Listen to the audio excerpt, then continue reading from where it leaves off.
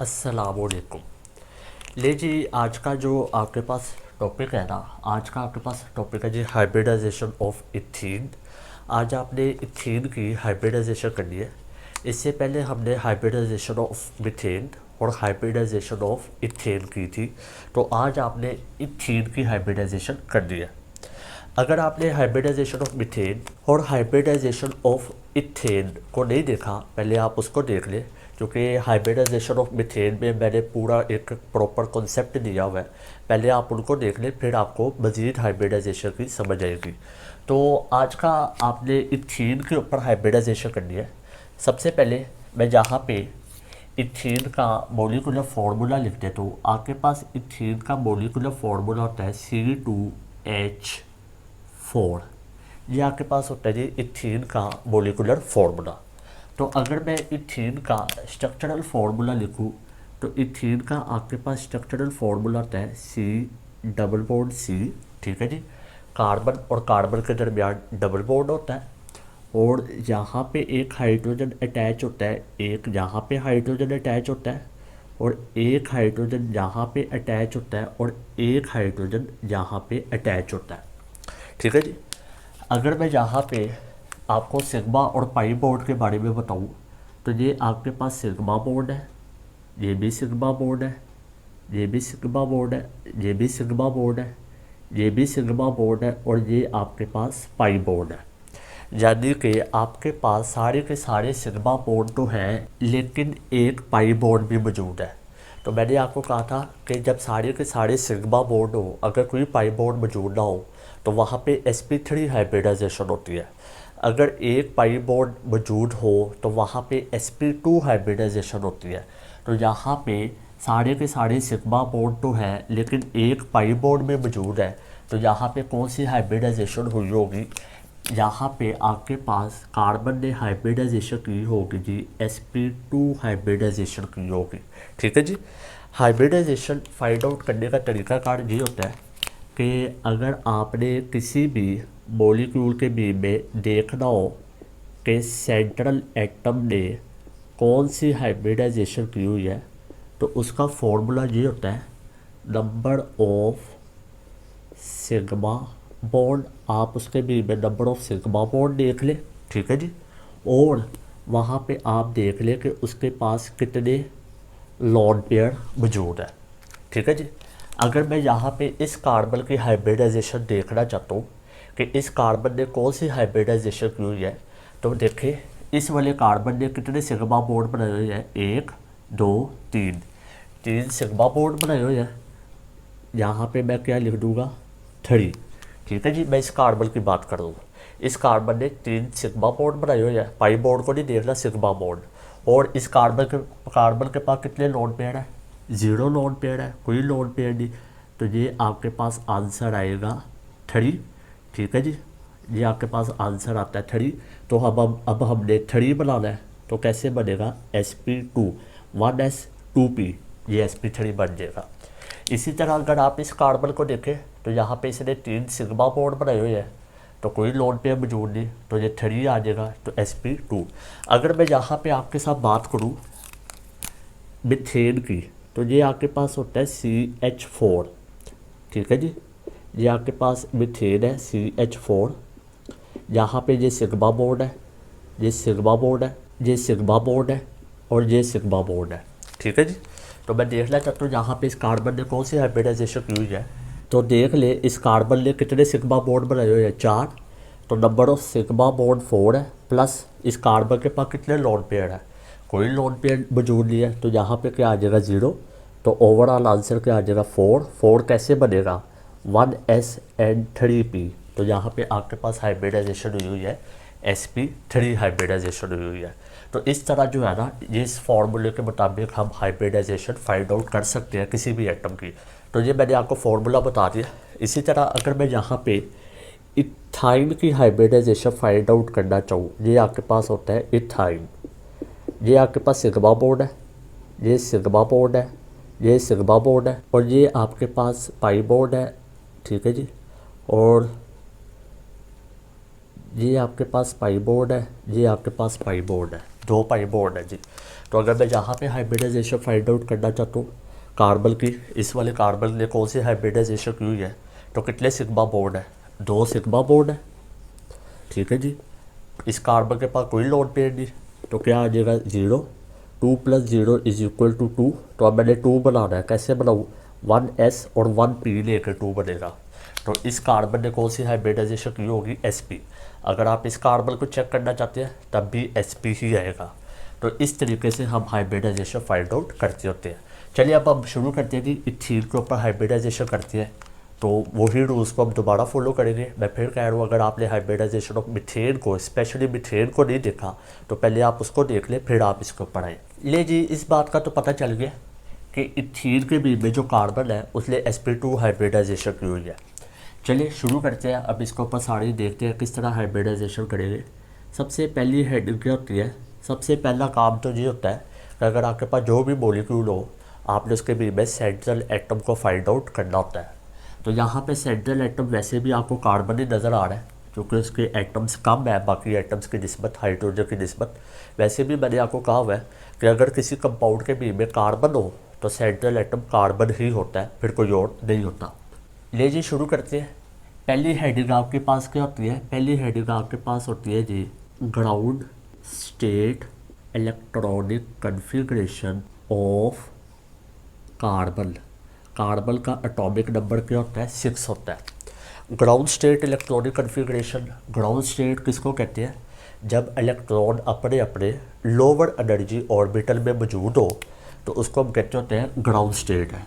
Carbon का atomic number 6 है तो इसकी इलेक्ट्रॉनिक कॉन्फ़िगरेशन क्या होगी, 1s2, ठीक है जी, 2s2, 2px, 2py, 2pg, ठीक है जी। अब मेरे पास कितने इलेक्ट्रॉन बचे हैं पीछे, 2। तो ये आपके पास डीजेनरेट ऑर्बिटल है, आपने किसी 2 ऑर्बिटल को एक एक इलेक्ट्रॉन दे देना है। तो ये मैंने इसको 1 इलेक्ट्रॉन इसको दे दिया और 1 इलेक्ट्रॉन इसको दे दिया, तो ये आपके पास बिल्कुल एम्प्टी ऑर्बिटल होगा।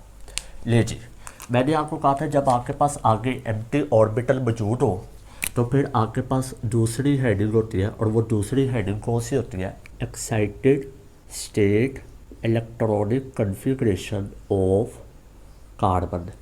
इस कार्बन के ऊपर आपने लगा देना स्टार, क्योंकि ये वाला कार्बन ऊपर वाले कार्बन की निस्बत अलग होगा।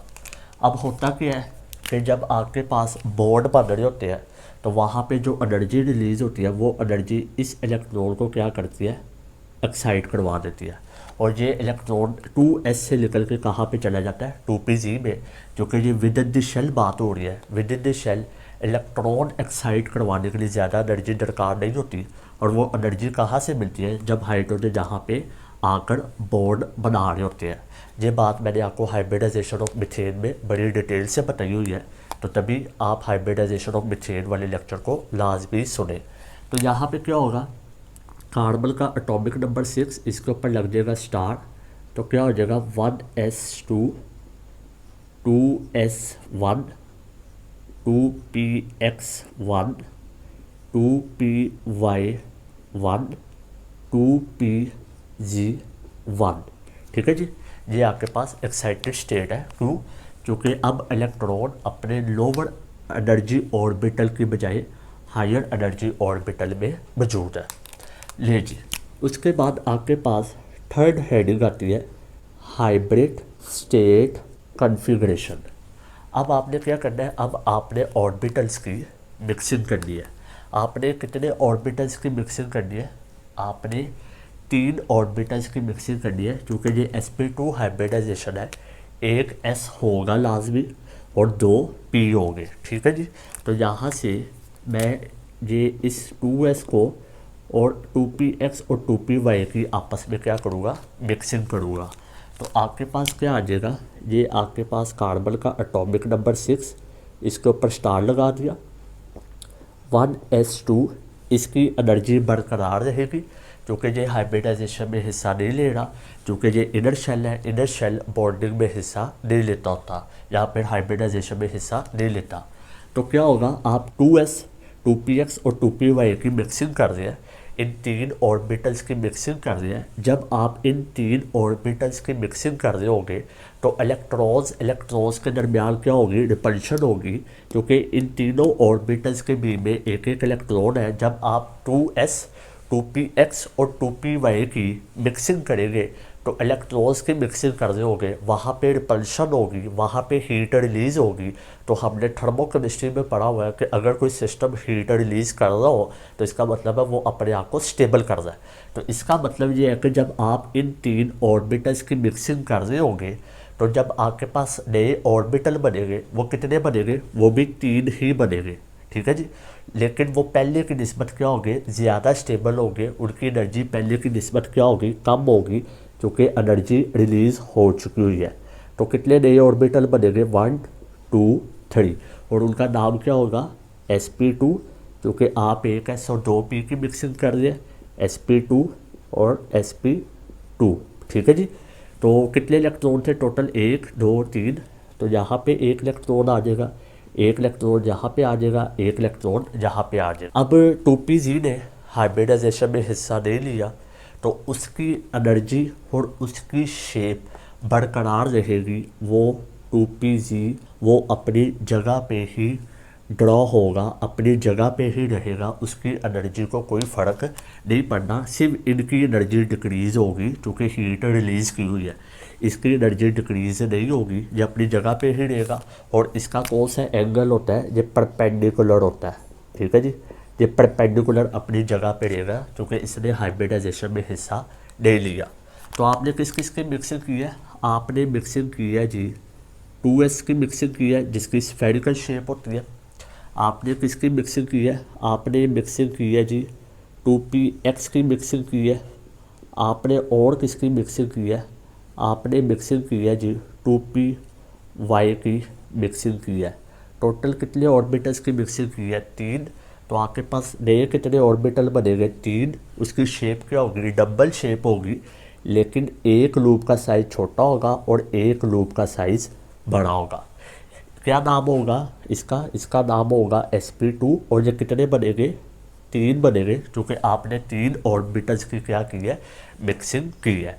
ले जी आगे आपके पास फोर्थ हेडिंग क्या होती है, आपके पास रीओरिएंटेशन ऑफ हाइब्रिड ऑर्बिटल्स, ठीक है जी। अब आपने हाइब्रिड ऑर्बिटल्स की दोबारा से डायरेक्शन बतानी है, रीओरिएंटेशन करनी है।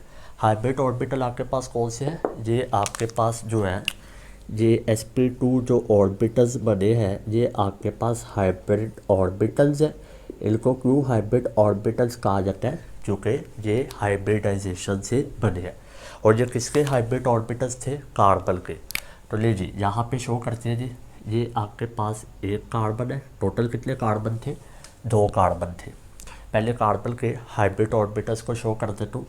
ये आपके पास एक इसका हाइब्रिड ऑर्बिटल है, छोटे लूप को हम शो नहीं करते होते ताकि हमारी डायग्राम ज़्यादा कम्प्लेक्स ना हो।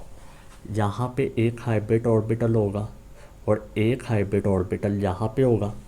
अब देखें ये हाइब्रिड ऑर्बिटल तो शो कर दिए, अब ये 2pg भी तो शो करना है क्योंकि ये भी तो वैलेंस शेल का ही हिस्सा है। मैंने कहा वैलेंस शेल बॉन्डिंग में हिस्सा लेता है तो ये वैलेंस शेल का ही हिस्सा है। वो लैदा बात है कि इसलिए हाइब्रिडाइजेशन में हिस्सा नहीं लिया। तो मैंने क्या कहा था, ये अपनी जगह पे बरकरार रहेगा, इसकी एनर्जी एज इट इज़ ही रहेगी, इसकी एनर्जी को कोई फ़र्क नहीं पड़ेगा। तो लिहाजा इसको शो करना बनता है, क्यों बनता है, क्योंकि ये वैलेंस शेल का ही हिस्सा है। तो ये क्या होगा, ये बिल्कुल परपेंडिकुलर अपनी जगह पे पड़ा होगा, ठीक है जी। तो मैं यहाँ पे नाम भी शो कर देता हूँ। ये आपके पास है sp2 जिसके बीच में एक इलेक्ट्रॉन था, ये आपके पास है sp2, ये आपके पास है sp2 और इसके बीच में एक इलेक्ट्रॉन है, ये आपके पास है 2pg जो कि बिल्कुल परपेंडिकुलर है। ठीक होगी बात। ये आपने एक कार्बन का शो किया। अब दूसरे कार्बन का, ये आपके पास है जी कार्बन, ये इसका हाइब्रिड ऑर्बिटल है, ये इसका हाइब्रिड ऑर्बिटल है, ये इसका हाइब्रिड ऑर्बिटल है। एक इलेक्ट्रॉन sp2, एक इलेक्ट्रॉन sp2, एक इलेक्ट्रॉन sp2, ठीक है जी। इसका भी परपेंडिकुलर होगा 2pg, तो वो मैं यहाँ पे शो कर देता हूँ। ये आपके पास है 2pg, इसमें कितने इलेक्ट्रॉन है, एक इलेक्ट्रॉन है। ठीक होगी बात। फिफ्थ हेडिंग आपके पास होगी, fifth heading formation of molecule. अब यहाँ पे मॉलिक्यूल की क्या होगी, फॉर्मेशन होगी। तो मॉलिक्यूल बनाने के लिए हाइड्रोजन भी आएगा और कार्बन कार्बन आपस में भी अटैच होगा। ले जी, कितने हाइड्रोजन आएंगे आपके पास, हाइड्रोजन थे 4। हाइड्रोजन का एटॉमिक नंबर होता है 1, 1s1, उसका एक इलेक्ट्रॉन 1s में होता है, s ऑर्बिटल में होता है। तो यहाँ पे कितने हाइड्रोजन आएंगे, यहाँ पे 4 हाइड्रोजन आएंगे, जो कि 4 अनपेयर्ड हाइब्रिड ऑर्बिटल मिलेंगे। उन चारों के साथ हाइड्रोजन बॉन्ड बनाएगा। अनपेयर्ड हाइब्रिड ऑर्बिटल की बात कर दो, जो कि सिग्मा बॉन्ड बनाना है। ले जी, तो हाइड्रोजन किसको भेजेगा, एस को भेजेगा, जिसकी शेप क्या होगी, स्फेरिकल। अब ज़रा देखिएगा कैसे बनता है ये। मैंने आपको पहले कहा था कि ये आपके पास क्या होता है, CH2 डबल बॉन्ड CH2। ठीक है जी। कार्बन ने जो यहाँ पे हाइड्रोजन के साथ बॉन्ड बनाए हुए हैं वो सिग्मा बॉन्ड है। कार्बन ने जो हाइड्रोजन के साथ बॉन्ड बनाए हुए हैं वो सिग्मा बॉन्ड है। लेकिन कार्बन और कार्बन ने जो आपस में बॉन्ड बनाया हुआ है वो आपके पास जो है एक सिग्मा बॉन्ड है और एक पाई बॉन्ड है। तो पाई बॉन्ड कैसे बनता होता है, जब पी वाई आपस में ओवरलैप करे, पी जी आपस में ओवरलैप करे, उनके ओवरलैपिंग से हमेशा पाई बॉन्ड बनता है। वो क्यों, क्योंकि वो साइड वे ओवरलैपिंग होती है। साइड वे ओवरलैपिंग से हमेशा पाई बॉन्ड बनता है, जबकि हेड टू हेड ओवरलैपिंग से सिग्मा बॉन्ड बनता है। तो अगर आप ये सोच रहे हैं कि हाइड्रोजन को हम इस 2p के साथ अटैच करवाएंगे, तो ऐसा बिल्कुल नहीं है। अगर आपने हाइड्रोजन को इस 2p के साथ अटैच करवा दिया तो फिर कार्बन और कार्बन आपस में पाई बॉन्ड नहीं बना सकते। तो कार्बन और कार्बन का पाई बॉन्ड बनवाने के लिए हमें क्या करना पड़ेगा, सिग्मा बॉन्ड, पहला सिग्मा बॉन्ड है, सिग्मा बॉन्ड बनवाने के लिए sp2 का ओवरलैप sp2 के साथ करवाना पड़ेगा। और दूसरा पाई बॉन्ड बनवाने के लिए 2pg का ओवरलैप हम किसके साथ करवाएंगे, 2pg के साथ करवाएंगे, फिर ही पाई बॉन्ड बनेगा। और हाइड्रोजन को कहाँ पे अटैच करवाएंगे, फिर ये 4 अनपेयर्ड हाइब्रिड ऑर्बिटल के साथ क्या करेंगे, अटैच करवाएंगे। चलिए शुरू करते हैं। ये आपके पास कार्बन है जी, ये इसका ओवरलैप हो गया दूसरे कार्बन के साथ। ठीक है जी। और ये कौन सा ओवरलैप हुआ है, ये ओवरलैप हुआ है जी sp2 ओवरलैप, जिसके बीच में 2 इलेक्ट्रॉन है। और कौन सा बॉन्ड बनेगा, सिग्मा बॉन्ड, क्योंकि हाइब्रिड ऑर्बिटल हमेशा सिग्मा बॉन्ड बनाते हैं। फिर 2pg का ऊपर से और नीचे से दोनों तरफ से साइड वे ओवरलैपिंग होगी। ले जी, ये साइड वे ओवरलैपिंग हो गई, जहाँ पे कितने इलेक्ट्रॉन हो जाएंगे, तो ये कौन सी ओवरलैपिंग हो रही है, ये आपके पास हो रही है 2pg ओवरलैपिंग हो रही है। ठीक है जी। यहाँ पे ये कौन सा बोर्ड है, ये आपके पास बोर्ड है जी, पाई बोर्ड है, क्योंकि ये न्यूक्लियर एक्सिस के ऊपर नहीं आ रहा। ये कार्बन न्यूक्लियस है, ये कार्बन न्यूक्लियस है, न्यूक्लियर एक्सिस के ऊपर ये वाले इलेक्ट्रॉन आ रहे हैं, ये इलेक्ट्रॉन न्यूक्लियर एक्सिस से अबव या बिलो होंगे, जिसकी वजह से ये पाई बोर्ड है। उसके बाद यहाँ पे ये आपके पास हाइब्रिड ऑर्बिटल था, ये हाइड्रोजन आएगा। ये कौन सी ओवरलैपिंग होगी, sp2s ओवरलैप होगा। और ये कौन सा बॉन्ड बनेगा, सिग्मा बॉन्ड, क्योंकि ये न्यूक्लियस है और ये न्यूक्लियस है, न्यूक्लियर एक्सिस के ऊपर इलेक्ट्रॉन आ रहा है। इसी तरह यहाँ पे ये हाइब्रिड ऑर्बिटल होगा जी, यहाँ पे हाइड्रोजन आएगा। हाइड्रोजन किसको भेजेगा, 1s को। 1s की शेप क्या होती है, स्फेरिकल। ये कौन सा बॉन्ड बनेगा, सिग्मा। और मैंने आपको कहा हुआ है हाइब्रिड ऑर्बिटल हमेशा सिग्मा बॉन्ड बनाते हैं। ये इसका हाइब्रिड ऑर्बिटल है जी, ये हाइड्रोजन आएगा एक, तो sp2s ओवरलैप होगा, सिग्मा बॉन्ड बनेगा। और ये इसका हाइब्रिड ऑर्बिटल है, यहाँ पे हाइड्रोजन आएगा, तो कौन सी ओवरलैपिंग होगी, sp2s, और कौन सा बॉन्ड बनेगा, सिग्मा बॉन्ड बनेगा। क्लियर होगी बात। उसके बाद आपके पास 6th हेडिंग होती है, डैट इज़ स्ट्रक्चर, कि आया इथील के बीच में कौन सा स्ट्रक्चर होता है। तो ये आपके पास बेटा जी, यहाँ पे ये आपके पास एंगल फाइंड आउट होता है जी, ये वाला, ये एंगल फाइंड आउट होता है 120।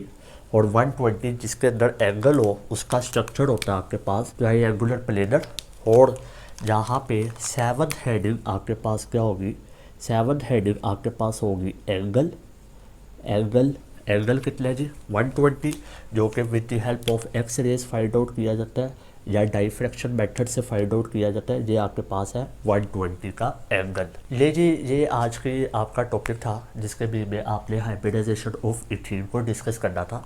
अगर आपको बोर्ड में आ जाए कि explain the hybridisation of ethene, तो आपने इन्हीं हेडिंग्स के साथ इसको पूरा कंप्लीट लिखना है और कोई थ्योरी नहीं लिखनी। तो ये आज का आपका टॉपिक था। इंशाल्लाह अगले लेक्चर में अब हम इथाइल की हाइब्रिडाइजेशन को करेंगे, जो कि बिल्कुल लास्ट हाइब्रिडाइजेशन है। ठीक है जी, तब तक के लिए अपना ख्याल रखिएगा। अल्लाह हाफिज़।